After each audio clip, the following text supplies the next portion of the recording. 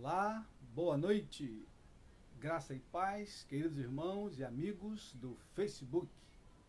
Louvado seja Deus por mais um dia de vida na presença do Senhor. Louvamos a Deus porque nesse dia Ele nos tem dado vida e vida com abundância. Louvamos a Deus porque nesse dia não faltou o pão. O Senhor é aquele que tem nos dado o pão de cada dia. E nós louvamos o seu santo e bendito nome. Você que está chegando é muito bem-vindo. Hoje nós vamos continuar meditando sobre a palavra de Deus. E o tema dessa noite é a excelência da palavra de Deus. Eu e você, como igreja do Senhor Jesus, precisamos de convicção de que a Bíblia é a palavra de Deus. A Bíblia é inerrante. A Bíblia é o livro. A Bíblia é o livro por excelência. E nessa noite nós vamos continuar a meditar exatamente nesse tema, a excelência da palavra de Deus. Vamos orar, vamos continuar orando pelos enfermos. Hoje novamente chegou ao nosso conhecimento pedido sobre a vida do Diego. Nós já oramos aqui pelo Diego, ele está internado e nesses dias teve uma piora no seu quadro. Diego está com Covid. Nós vamos continuar clamando pela vida do Diego para que Deus possa restaurá-lo na sua saúde. Vamos orar pelo Marcelo Barbosa, que continua internado no INCA. Vamos clamar ao Senhor pedindo a graça bendita do Senhor pela vida do Marcelo e pelos demais enfermos. Vamos orar pelo nosso país, pela nossa cidade do Rio de Janeiro, nosso estado, que vive uma tremenda crise institucional. Vamos orar ao Senhor. Pai querido, nós te louvamos nessa noite, nós bendizemos o teu santo e bendito nome, pelo privilégio de estarmos aqui juntamente com a Igreja do Senhor, para compartilhar a tua palavra, ó Deus, para meditar sobre ela e falar das verdades bíblicas. Muito obrigado, Senhor, por esse dia. Louvamos o teu nome por essa manhã, quando estivemos reunidos ali como igreja, de maneira física. Ó Deus, ainda que uma parte pequena da tua igreja, mas nós te louvamos por esse privilégio. Senhor Jesus, queremos rogar a Ti pelos enfermos desse tempo. Ó Deus, visita o Diego, que está internado. Ó Deus, acometido pela Covid. Tenha misericórdia do Diego, poupa-lhe a vida, Senhor. Nós te clamamos. Visita, entra naquele quarto de hospital. Ó Senhor, que a mão bendita e poderosa do Senhor possa tocá-lo nesta hora. Ó Deus, a sombra do Onipotente possa visitá-lo e os demais naquela enfermaria, ó Deus, naquele hospital onde ele está internado, que a mão do Senhor possa entrar ali de maneira poderosa, ó Deus, e tocar e curar os enfermos para a glória do nome de Jesus. Rogamos a Ti, Pai, pelo Marcelo Barbosa, continua a restaurá-lo, muito obrigado pela melhora que ele teve esses dias. Rogamos pela vida dele, Senhor. Tu és o autor da vida, Tu és o dono da vida, Pai. E o Senhor pode dar a vida ao Marcelo, uma vida plena, com saúde.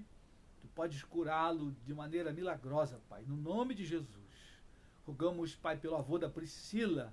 Visita também naquele hospital, aquele ancião de dias. Ó Deus, Tu já o curou da Covid. Tu pode curá-lo daquela infecção hospitalar. Que a mão do Senhor possa tocá-lo. Ó Deus, usa aqueles antibióticos, que eles façam efeito e que aquela bactéria, aquela infecção seja, ó Deus, vencida pelo poder do Teu nome, em nome de Jesus. Pai, rogamos pelos demais enfermos, Senhor, milhares de enfermos nesse país, ó Deus, nós te rogamos por cada um deles, pedindo misericórdia, graça. Deus, tenha piedade. Milhares de famílias já perderam entes queridos, Senhor. Consola os familiares, consola cada coração, cada vida. Deus, toma o nosso país nas Tuas mãos, dá direção ao governo. orienta e dirige os governantes. Meu Senhor, afugenta todo espírito de roubalheira nesse país, no nosso estado, a nossa cidade. Meu Senhor, faz justiça, Senhor, nesse país. Ó Deus, tenha misericórdia. Senhor, tenha misericórdia, Pai, que os governantes que estão eleitos, estão em mandatos, eles possam governar, Senhor, de maneira justa, igualitária, para a glória do Teu nome, Pai. Tem misericórdia dos mais pobres, oprimidos, os desempregados, Senhor, aqueles menos favorecidos da sociedade. Ó Deus, que depende da ajuda do governo, de um auxílio do governo, que a mão bendita do Senhor esteja sobre eles, amparando, sustentando. Não permita, Senhor, que falte o pão de cada dia. Nós te rogamos, Pai. Ó Senhor, rogamos, fica conosco essa noite, nesse tempo, nessa live, que o Espírito de Deus nos visite de maneira poderosa. Senhor, abre a nossa mente, o nosso coração, cada um dos ouvintes, Senhor, que estiver ao alcance da nossa voz, que o Teu Espírito Santo possa convencê-lo da Tua palavra, Senhor, da excelência da Tua palavra. Abre os olhos do nosso coração e manifesta, Deus, a Tua graça e a Tua bondade. Usa as nossas vidas, Pai, para a glória do Teu nome, Senhor. Nós oramos em nome de Jesus, o Teu Filho. Amém e amém. Amém, queridos. Seja muito bem-vindo, você que chegou durante a oração. Graça e paz do Senhor Jesus para a tua vida, a tua família, todos quantos estão contigo. Nós desejamos que a graça do Senhor seja sobre a tua vida. Hoje nós vamos continuar meditando sobre a palavra de Deus. E o tema dessa noite é a excelência da palavra de Deus. A palavra de Deus, ela é o livro por excelência. O maior livro de todos os tempos, o mais vendido e o mais lido de todo o mundo. E eu quero incentivar você, desde já, a se debruçar sobre a tua Bíblia e pesquisar, estudar com afinco, orando, pedindo ao Espírito Santo que visite o teu coração, peça a Ele direção em qualquer assunto da tua vida. A Bíblia tem direção clara para você, para a sua família, porque a Bíblia foi escrita pela mão poderosa de Deus. Deus é o autor da Bíblia. O Espírito Santo é o intérprete. E o assunto principal é o Senhor Jesus. E Ele está conosco essa noite. Amém? E eu quero começar falando de uma curiosidade bíblica. O Antigo Testamento, ele encerra citando a palavra maldição. Lá no livro de Malaquias, capítulo 4, a última palavra que você vai encontrar ali é a palavra maldição. Isso no Antigo Testamento, a Velha Aliança. Mas se você for ao Novo Testamento, lá no livro de Apocalipse, capítulo 22, ele encerra com as seguintes palavras: a graça do Senhor Jesus seja com todos. E com isso, então, a gente tem uma ideia muito clara do Antigo Testamento, o tempo da lei, o Novo Testamento, o tempo da graça do Senhor Jesus. E lá João encerra o seu livro com essa frase: a graça do Senhor Jesus seja com todos. A graça que perdoa, a graça que salva, a graça que liberta, a graça que cura. Queridos, estamos vivos pela graça de Deus, fomos salvos pela graça de Deus. O Espírito Santo, quando falou ao nosso coração e nos convenceu do pecado, da justiça e do juízo, Ele estava trabalhando com a graça de Deus em nossa vida. Porém, se formos a Malaquias capítulo 4, e eu gostaria que você abrisse a tua Bíblia agora, Malaquias capítulo 4, o texto de Malaquias 4 termina com uma promessa gloriosa. Embora ele feche o Antigo Testamento, que é o tempo da lei, mas no capítulo 4 de Malaquias, no versículo 2, nós temos ali uma promessa. A promessa da vinda do Senhor Jesus. Isso é tremendo. Quando você olha para essa questão, pensando em toda a Bíblia, Deus fez questão de, no último capítulo do Antigo Testamento, que é o período da lei, ele deixa ali a promessa de que o Messias viria. E de fato o Messias veio. Malaquias 4, verso 2, diz assim: Mas para vós outros que temeis o meu nome, nascerá o sol da justiça, trazendo salvação nas suas asas. Saireis e saltareis como bezerros soltos da estrebaria. Queridos irmãos, o sol da justiça, trazendo salvação nas suas asas. O texto está apontando claramente para o Senhor Jesus.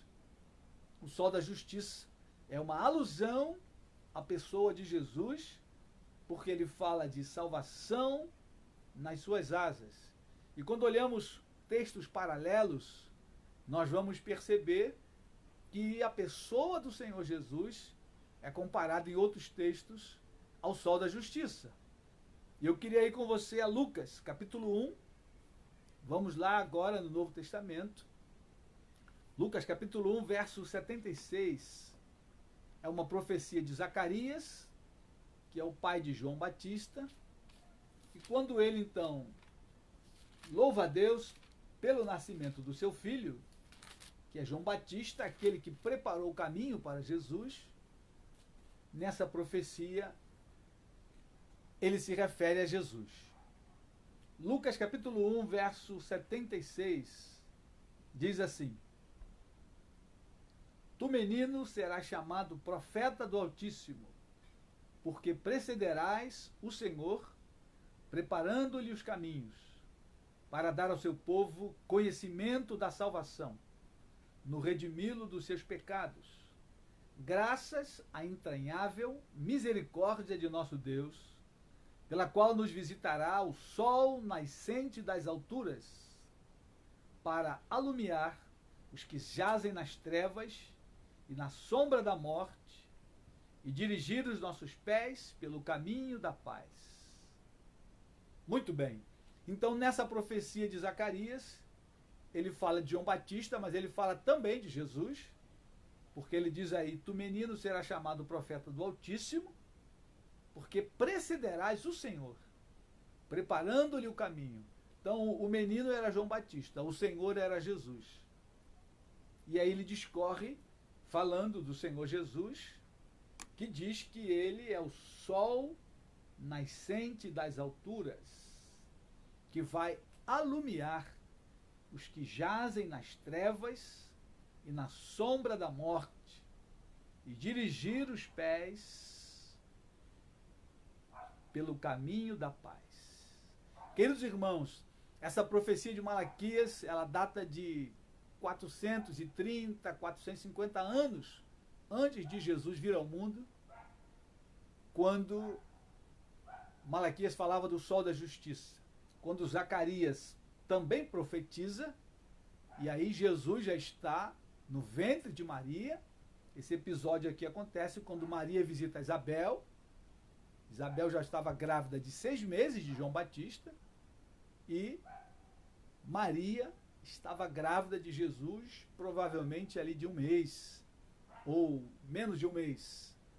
O texto diz que Maria foi visitar Isabel, e chegando lá,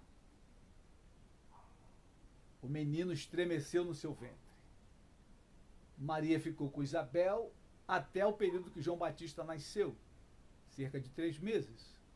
E essa profecia de Zacarias acontece quando João Batista havia nascido.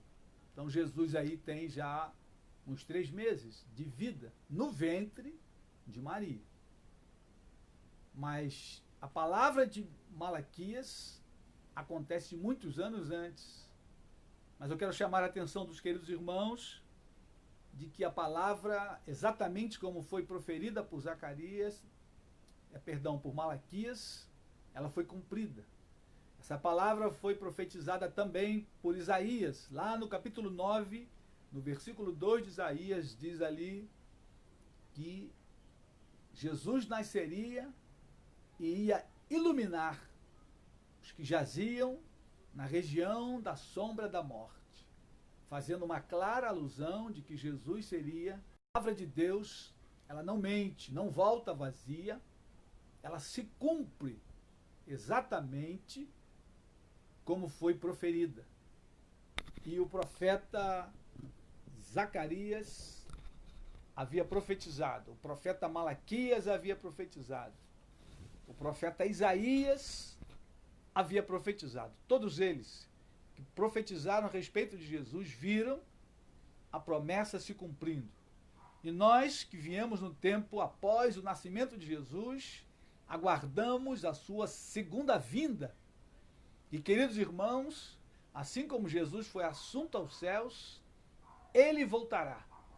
Eu queria ir com você a Atos capítulo 1. Vamos comigo a Atos capítulo 1, quando Jesus está subindo aos céus, os apóstolos estão ali olhando para Jesus, e aparecem dois varões vestidos de branco e dão a eles uma palavra. Atos capítulo 1, versículo 10 e versículo 11. Diz o seguinte: estando eles com os olhos fitos no céu, enquanto Jesus subia, eis que dois varões vestidos de branco se puseram ao lado deles e lhes disseram: varões galileus, por que estáis olhando para as alturas? Esse Jesus que dentre vós foi assunto ao céu, virá do modo como viste subir. Então, queridos irmãos, da mesma maneira como Jesus subiu aos céus, ele voltará. E essa promessa nós aguardamos há 2000 anos, desde que ela foi proferida aqui por esses varões. Jesus voltará. E o que nós temos que ter muita clareza e atenção é de que a Bíblia não falha. Ela é o livro por excelência. Zacarias, Isabel, Maria, José, todos aqueles que aguardavam a vinda do Messias, de repente foram surpreendidos pelos anjos que começaram a anunciar a vinda do Messias. Da mesma maneira, nós precisamos estar firmes, sabendo que esse mesmo Jesus que veio, nasceu, morreu, mas ressuscitou e foi assunto aos céus, ele voltará do mesmo modo como os apóstolos o viram subir. Não tenha nenhuma dúvida dessas verdades bíblicas. A Bíblia é o livro por excelência. E o que está escrito é verdade. E as palavras de Jesus não passarão. Ele disse: o céu e a terra passarão, mas as minhas palavras não hão de passar. Isso é simplesmente magnífico. Isso é excelente, queridos. Isso é glorioso. A Bíblia não mente. A Bíblia vai se cumprir exatamente como está escrito. Eu quero ler mais um texto. Lucas capítulo 2, verso 9. Vamos voltar a Lucas. Quando os anjos ali anunciaram a vinda do Messias, a chegada, Jesus estava nascendo, e os anjos então foram aos pastores anunciar o nascimento de Jesus. Essa foi a maior notícia da humanidade naquele momento, e talvez a maior notícia para toda a humanidade até o dia da ressurreição de Cristo, porque o advento da ressurreição, ele é maior do que o do nascimento, porque a salvação das nossas almas, a libertação dos povos, ela não se dá apenas pelo nascimento de Jesus, mas por causa da sua morte e da sua ressurreição. Por isso a ressurreição de Cristo, ela tem muito maior peso do que o seu nascimento. Mas quando os anjos visitaram os pastores, eles disseram o seguinte, Lucas 2, verso 9, e um anjo do Senhor desceu aonde eles estavam, e a glória do Senhor brilhou ao redor deles, e ficaram tomados de grande temor. O anjo, porém, lhe disse: não temais, eis aqui vos trago boas novas de grande alegria, que o será para todo o povo. É que hoje vos nasceu na cidade de Davi o Salvador, que é Cristo o Senhor. A luz brilhou ao redor dos pastores.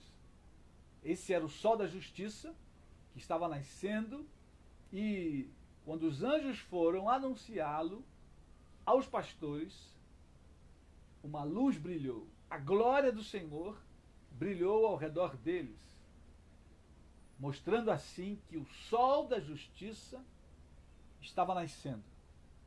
Queridos irmãos e amigos, e essa notícia alvissareira foi a maior das notícias até aquele momento. E o Natal está se aproximando, o mês de dezembro, quando 100% dos países cristãos comemoram o nascimento de Jesus. Até hoje, 2020, da era cristã, nós vamos comemorar mais um Natal que simboliza o nascimento do Senhor Jesus Cristo. Isso mostra para mim e para você a veracidade das Escrituras Sagradas, a veracidade do texto bíblico. Eu queria ler para os queridos irmãos algo que eu encontrei sobre a Bíblia, algo valioso, uma referência à superioridade da palavra de Deus e à excelência da palavra de Deus. A Bíblia aqui diz o seguinte: a Bíblia é o mais valioso patrimônio da humanidade, o maior tesouro que se pode guardar na mente e no coração, a maior fonte que todo poder, a maior fonte que pode ser pesquisada, o mais autêntico monumento literário erguido neste mundo, o mais completo arsenal de sabedoria e conhecimento de todos os tempos, a mais rica enciclopédia de toda a história e o mais fulgurante de todos os livros já escritos. Eu quero repetir para você essas palavras. Essas palavras estão na Bíblia Alfalite, uma Bíblia que foi comercializada nos anos de 2000, a década de 2000. Essa é uma edição de 2001, a Bíblia Alfalite. Alfalite era uma organização não governamental que se propunha a educar através das Escrituras Sagradas. E aqueles que compuseram toda essa Bíblia, toda a edição da Bíblia Alfalite, deixaram para nós essa escrita. E eu gostaria que você prestasse atenção e desse mais valor à tua Bíblia. A Bíblia é o mais valioso patrimônio da humanidade, o maior tesouro que se pode guardar na mente e no coração, a maior fonte que pode ser pesquisada, o mais autêntico monumento literário erguido neste mundo, o mais completo arsenal de sabedoria e conhecimento de todos os tempos, a mais rica enciclopédia de toda a história e o mais fulgurante de todos os livros já escritos, o mais brilhante de todos os livros já escritos. Queridos irmãos, eu e você não podemos desprezar o valor da palavra, e o que mais nos deixa triste nesse tempo é que a própria igreja tem desprezado a palavra de Deus. A própria igreja tem sido, como eu posso dizer, não tem dado o valor necessário à palavra de Deus. Não tem lido com afinco, não tem pesquisado, estudado como ela deve e merece ser pesquisada, porque é a maior fonte, queridos, de todas as fontes de pesquisa, a Bíblia é a maior fonte. Então eu e você temos um tesouro guardado dentro de casa, mas esse tesouro precisa ser estudado, pesquisado, lido, orado e meditado sobre ele, porque nele há todos os assuntos que eu e você precisamos para viver. E eu queria olhar dois tópicos essa noite com os queridos irmãos. E o primeiro tópico diz o seguinte: obedecer os mandamentos bíblicos nos livra de muitas tragédias. Muitas tragédias que pessoas passam, famílias passam, poderiam ser evitadas se elas meditassem na palavra, ouvissem os mandamentos da palavra e seguissem os mandamentos. Porque não basta simplesmente você ler e meditar sobre ela, é preciso ler, meditar e praticar a palavra de Deus. Os mandamentos que estão escritos para o nosso ensinamento foram escritos. Então eu e você, queridos irmãos, precisamos meditar sobre ele e precisamos colocá-los em prática, porque neles nós temos vida e vida com abundância. Jesus disse àqueles que estavam ouvindo certa vez: as palavras que eu vos digo são espírito e são vida. Então, cada vez que você vá à palavra de Deus, você precisa ir com essa expectativa que ela vai se tornar vida para você, para a tua vida prática, a tua vida diária. De segunda a domingo, a palavra de Deus precisa fazer parte da nossa vida, ela precisa conduzir os nossos passos e dirigir a nossa vida. Eu queria ir com você lá no Salmo 119, Salmo 119, versículo 92.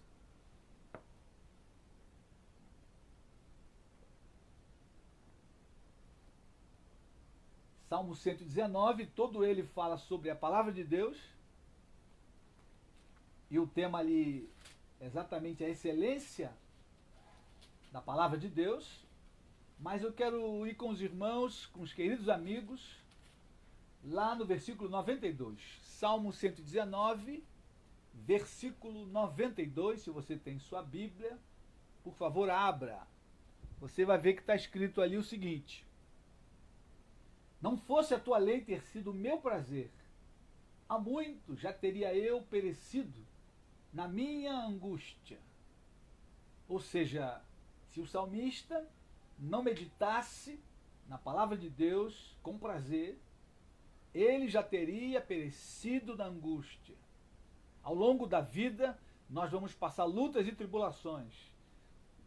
O próprio Jesus disse: no mundo tereis aflições, mas tende bom ânimo, eu venci o mundo. Mas o fato de passarmos por tribulações não significa que vamos perecer. Preste atenção que o salmista disse que ele passou por angústia, mas ele não pereceu na angústia. Ele diz aí: não fosse a tua lei ter sido o meu prazer, há muito já teria eu perecido na minha angústia. Ele teve angústia, porém ele não pereceu, porque ele meditava na palavra de Deus. Nesse tempo, querido, de crise mundial, não só de doenças e enfermidades, mas de crise financeira, crise institucional, crise na segurança, não há algo que você possa se agarrar, a não ser a palavra de Deus e as promessas de Deus que não mudam, não passam. A palavra de Deus não volta vazia, sempre fará aquilo para o qual ela foi determinada. Eu quero convidar você a meditar sobre ela todos os dias e colocar o seu coração alicerçado nela, para que você não venha a perecer, para que você não venha a cair em angústias e para que você fique livre de muitas tragédias. Quando começamos a obedecer a palavra de Deus na juventude, isso é melhor ainda, porque vai livrar-nos de muitas tragédias ao longo da vida. Quem começa a meditar na palavra e a obedecê-la ainda na tenra idade, ele terá muito mais vantagem, porque ele terá uma vida pela frente. E aí então, se ele começa a obedecer desde cedo, ele vai ficar livre de muitos tropeços, ele vai ficar livre de muitas angústias, queridos, porque a palavra de Deus vai dar direção e orientação para esse jovem. E eu quero ir com os queridos irmãos agora a Provérbios. Provérbios 2 vai começar falando para os jovens, para os filhos, Provérbios capítulo 2. Provérbios é o livro dos conselhos. Provérbios é um livro de vida prática. É um livro que vai nos dar direção também em muitos assuntos, diversos aspectos da vida. Provérbios vai dar direção clara. Se você ler Provérbios e colocar em prática, você vai perceber que você vai se livrar de muitas tragédias, muitas angústias, porque os seus passos vão ser guiados pelo dono da vida. Olha o que diz Provérbios capítulo 2, verso 1. Vamos ler de 1 a 7. Filho meu, se aceitares as minhas palavras e esconderes contigo os meus mandamentos, para fazeres atento à sabedoria o teu ouvido, e para inclinares o coração ao entendimento, e se clamares por inteligência, e por entendimento alçares a voz, se buscares a sabedoria como a prata, e como a tesouros escondidos a procurares, então entenderás o temor do Senhor, e acharás o conhecimento de Deus, porque o Senhor dá sabedoria, e da sua boca vem a inteligência e o entendimento. Ele reserva a verdadeira sabedoria para os retos, é escudo para os que caminham na sinceridade. Louvado seja Deus. Perceba aí que no versículo 7 ele diz, ele reserva a verdadeira sabedoria para os retos. Os retos aí são aqueles que estão andando em retidão e justiça, aqueles que foram justificados pelo sangue de Jesus, estão querendo e procurando, fazendo por onde, ter uma vida de retidão diante de Deus. E diz mais, ele é escudo para os que caminham na sinceridade. Além de Deus te dar a você e a mim a sabedoria verdadeira, a direção clara, ele vai proteger a nossa vida. Ele é escudo. O escudo é uma arma de proteção. Então, queridos irmãos, se eu e você formos à palavra, se eu e você buscarmos sabedoria, porque ele começa dizendo aí que o filho precisa aceitar a palavra, esconder no coração os mandamentos.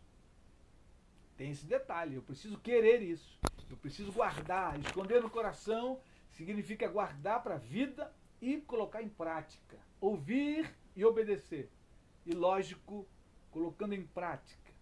E aí, se eu estiver atento às palavras de Deus, colocar em prática na minha vida, e se eu clamar por inteligência e por entendimento, alçar a minha voz e desejá-la mais do que a prata, ela virá.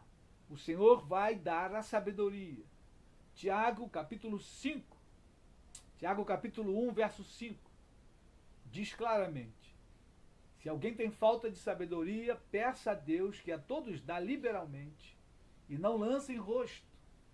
Peça, porém, com fé, em nada duvidando, porque o que duvida é semelhante à onda do mar. Essa certeza, essa convicção de que a Bíblia é a palavra de Deus precisa estar no nosso coração, queridos. E eu preciso ir a ela, buscar sabedoria, direção, orientação para a minha vida. Isso então vai me guardar, vai me proteger. A palavra de Deus vai ser escudo para mim. E vai me livrar das tragédias. Vai me livrar de muitos percalços. Porque muitas coisas que nós estamos sujeitos, como por exemplo a Covid, todo mundo está sujeito. Essa é uma catástrofe para toda a humanidade. Mas há algumas tribulações, algumas tragédias, que elas são consequências do nosso próprio pecado. E exatamente dessas que a Bíblia quer nos livrar. Dessas Deus quer nos livrar, porque Ele vai dar-nos orientação clara, direta, para muitos assuntos. E se eu ouvir, se eu der atenção à palavra de Deus, se eu der atenção às palavras de sabedoria, eu vou ficar livre dessas tragédias, dessas quedas. Eu vou ficar livre de dar muitas cabeçadas na vida, porque o Senhor é aquele que nos orienta, que nos dirige, é aquele que guarda os nossos pés da queda, como diz a palavra de Deus. Então, querido, dar ouvido à palavra de Deus e praticá-la vai nos livrar de muitas tragédias. Esse é o primeiro ponto. Segundo ponto é quando a gente pensa na questão família. A palavra de Deus, ela vai dar direção para qualquer jovem que quer constituir família. A palavra de Deus vai dar passo a passo para todo aquele que deseja construir uma família forte, uma família abençoada. Eu quero ir com vocês alguns textos. Eu quero começar em Eclesiastes. Eclesiastes capítulo 3, fica logo aí depois de Provérbios, livro de Eclesiastes. Se você é um bom leitor da Bíblia, você sabe que Eclesiastes fica logo após Provérbios. Eclesiastes capítulo 3,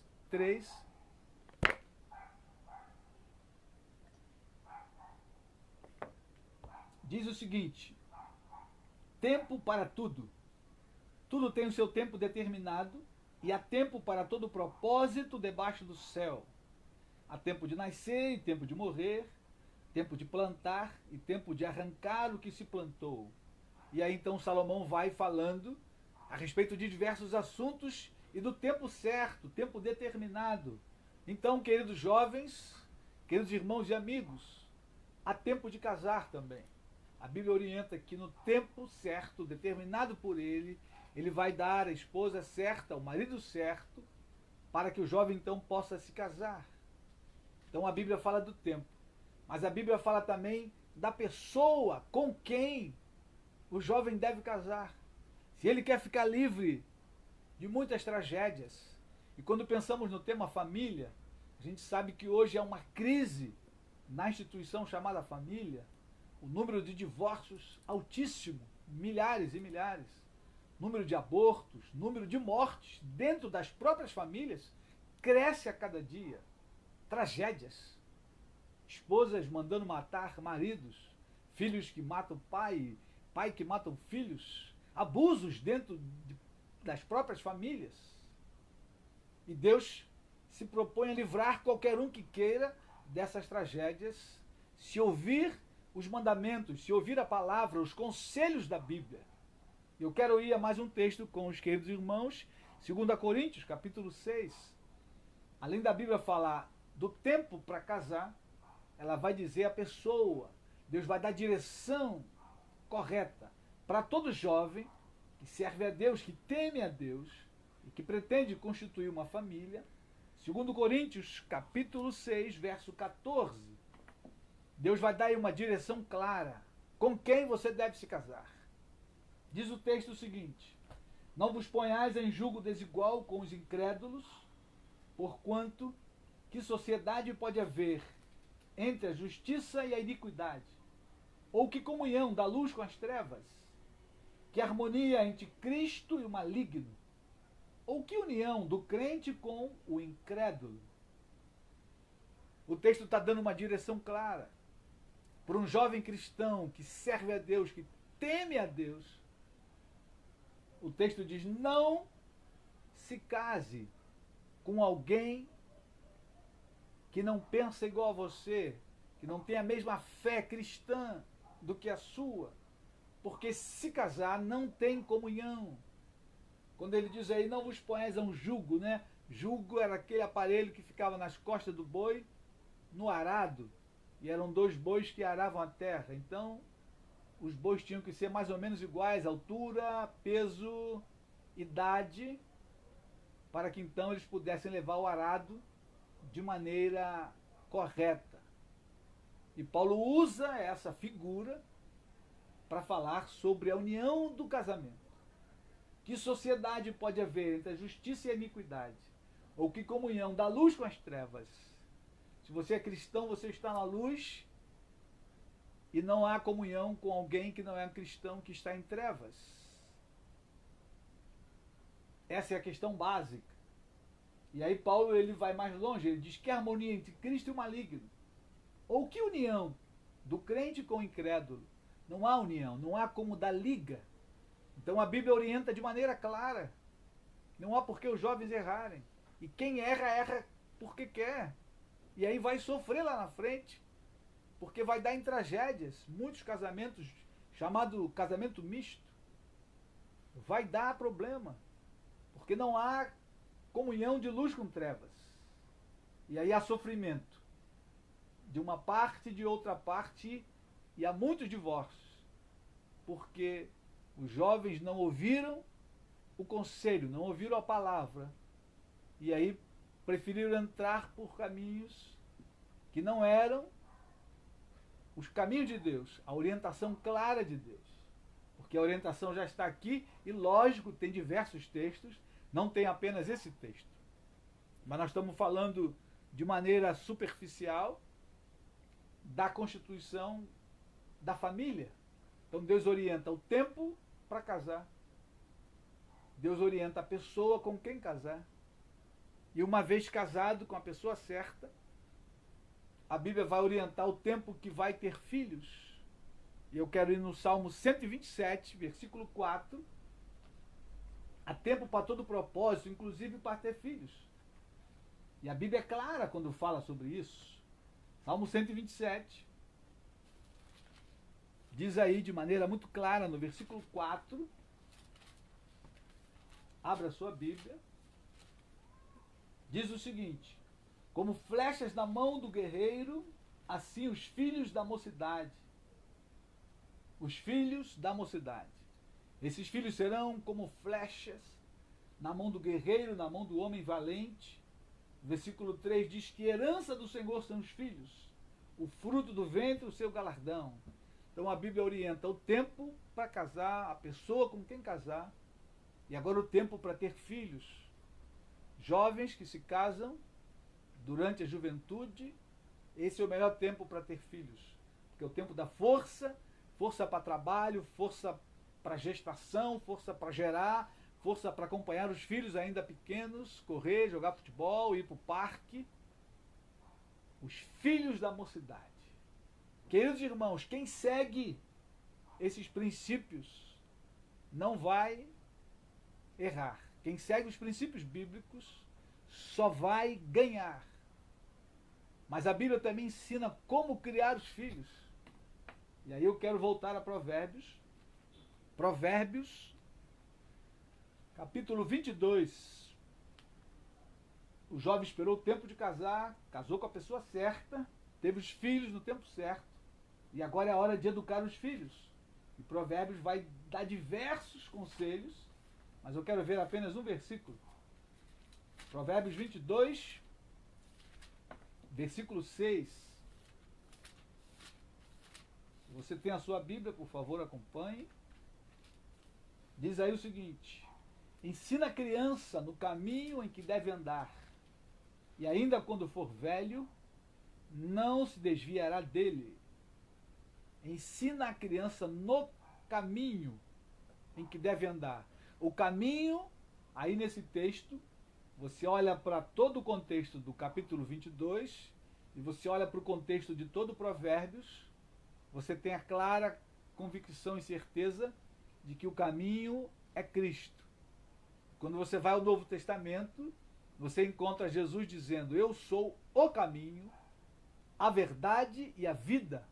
Ninguém vem ao Pai senão por mim. Então não é qualquer caminho que você vai ensinar a criança, mas é o caminho que é Jesus. Então a maneira de educar os filhos é no caminho da palavra de Deus. Isso vai livrar você e o seu filho de muitas tragédias. Queridos irmãos, está tudo aqui na Bíblia. Cada passo que você precisa dar para constituir uma família feliz e uma família forte em Deus, em Cristo. Está tudo aqui, orientação clara, só vai errar quem quiser. Os jovens que estão se preparando para casar, os jovens que estão casando e os que estão casados de pouco, que os filhos ainda estão pequenos, não deixe de observar os mandamentos, as orientações bíblicas, porque o resultado disso está no Salmo 128. Eu quero ir com vocês ao Salmo 128.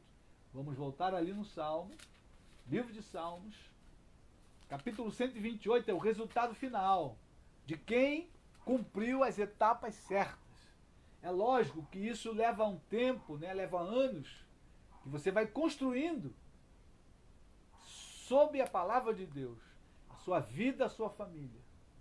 Queridos irmãos, essa receita não tem como dar errado. Se você fizer o que a Bíblia manda, vai dar certo.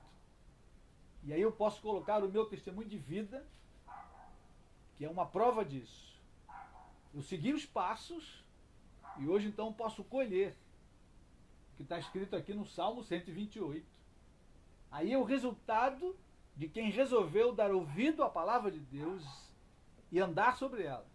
Olha o que diz aí. Bem-aventurado aquele que teme ao Senhor e anda nos seus caminhos. Temer e andar.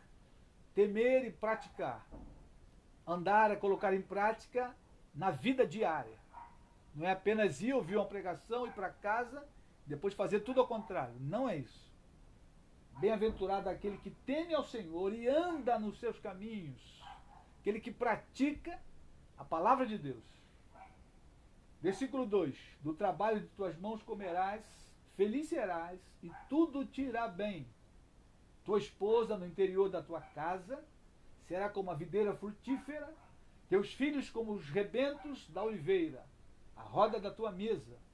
Eis como será abençoado o homem que teme ao Senhor. O Senhor te abençoe desde Sião, para que vejas a prosperidade de Jerusalém durante os dias da tua vida, e vejas os filhos de teus filhos, paz sobre Israel. Esse, querido, é o produto final, é o resultado de quem resolveu colocar a vida no altar de Deus e andar de acordo com a sua palavra, em obediência. Os anos vão passar, lutas virão, batalhas, mas aquele que permanece firme andando no temor do Senhor, na palavra do Senhor, ele vai colher esse resultado. Eis como será abençoado o homem que teme ao Senhor. Feliz serás e tudo te irá bem. Queridos irmãos, eu sou uma prova viva. E eu andei fazendo algumas contas, olhando para o meu próprio testemunho de vida. Eu me converti aos 15 anos. Aos 16 eu me batizei. Casei aos 22 anos. Tive meu primeiro filho aos 24. Fui avô aos 48. Hoje estou com 55 anos, desfrutando dessa promessa. Eis como será abençoado o homem que teme ao Senhor. Se você, jovem, ainda não casou, está recém-casado, se preparando para casar, se você resolver no teu coração, como Daniel lá na Babilônia, andar nesses mandamentos, seguir essa palavra, lá na frente, você vai colher exatamente o que está escrito aqui.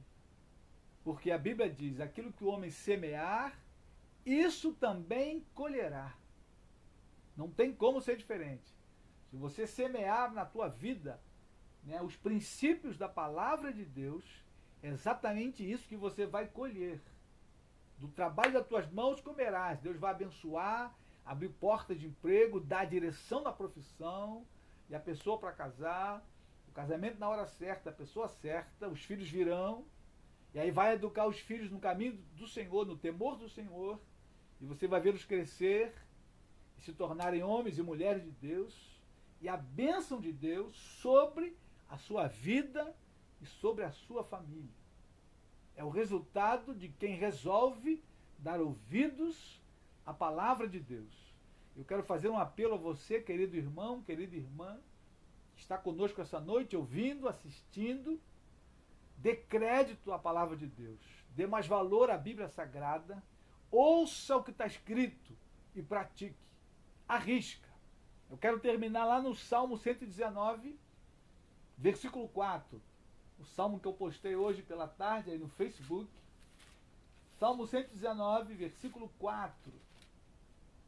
Diz o seguinte, abra a tua Bíblia, leia comigo. Salmo 119, verso 4. Tu ordenaste os teus mandamentos para que os cumpramos à risca. Os mandamentos de Deus que Ele ordenou para a nossa vida é para que nós os cumpramos à risca, tal qual está escrito, sem dar nenhum jeitinho brasileiro, nenhuma volta no texto. Como está escrito, ele deve ser interpretado à luz do Espírito Santo e ele deve ser vivido na prática do dia a dia. Para isso foram escritos os mandamentos. Tu ordenaste os teus mandamentos para que os cumpramos à risca. Quando eu e você resolvemos cumprir a palavra de Deus à risca, ela não falha em nossa vida. Tenha clareza disso, tenha certeza disso. Viva, querido irmão, querida irmã, a palavra de Deus. E você verá que nesse tempo de crise, onde o mundo caminha para o caos, onde os governantes não têm nenhuma direção para o povo, você vai ver que a palavra de Deus, ela é viva e eficaz e vai dar a você direção clara para a tua vida, para dirigir a tua família, para dirigir na profissão, em qualquer área da tua vida. A palavra de Deus é o livro que vai te orientar, que vai te dar direção certa. Não é uma direção duvidosa, nebulosa, não. Ela vai te dar clareza de cada assunto que você precisa para a tua vida. Amém? Querido irmão, querida irmã, vá à palavra, em oração, meditação, leia a tua Bíblia, pratique a palavra. Quando não souber, pergunte, escreva para nós, peça ajuda. Nós vamos ajudar, orientar, mostrar o que o texto diz, o que é que o texto está dizendo. Se o texto por acaso está meio obscuro, tem algum outro texto que pode dar mais clareza àquele texto. A Bíblia se responde com a Bíblia. E esse é um tempo de escuridão no mundo. E a Bíblia tem luz para o nosso caminho. Lâmpada para os nossos pés é a tua palavra e luz para o nosso caminho. Também aqui no Salmo 119, versículo 105. A palavra de Deus é lâmpada e é luz, que vai iluminar a minha vida e a sua vida. Amém? Deus te abençoe, tenha uma boa semana.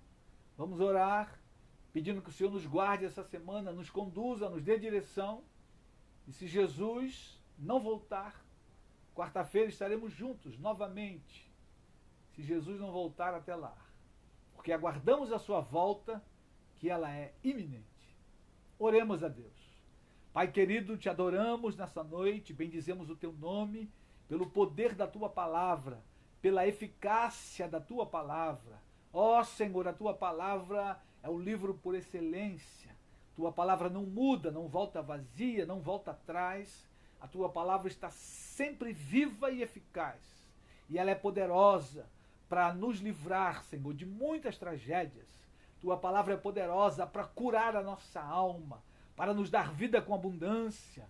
Tua palavra é poderosa para iluminar os nossos olhos, os olhos do nosso coração. Deus amado, muito obrigado pela tua palavra. Atrai o nosso coração a ela. Ó Deus, dá-nos amor e dedicação à tua palavra. Que possamos lê-la, Senhor, todos os dias. Que possamos estar ávidos, desejosos de mergulhar na tua palavra e meditar nos teus mandamentos, na tua orientação divina, Pai. Louvamos a Deus por ela. A ti toda a honra, glória, louvor e adoração. Senhor, muito obrigado pela tua palavra. Fala ao nosso coração durante toda esta semana e nos dê direção clara, Senhor, em cada detalhe da nossa vida. Ajuda-nos a proclamá-la, a falar sobre ela, Senhor, em o nome de Jesus. Guarda os enfermos nesta hora. Rogamos mais uma vez, Senhor, pela vida do Diego. Cura ele daquela enfermidade, tira daquele hospital, dá livramento de morte a ele. Pai, guarda o Marcelo da mesma forma, cura e salva. O avô da Priscila, Senhor, cura e salva o avô da Priscila. E milhares de tantos outros que estão enfermos, internados, Senhor, estão no vale da sombra da morte. Que o Senhor possa visitá-los e trazer cura pela tua misericórdia e graça. Guarda a nossa nação, nosso país, guarda o nosso estado, Senhor, do Rio de Janeiro. Dá direção ao governo estadual. Ó Deus, o vice-governador que tomou posse, que está na direção.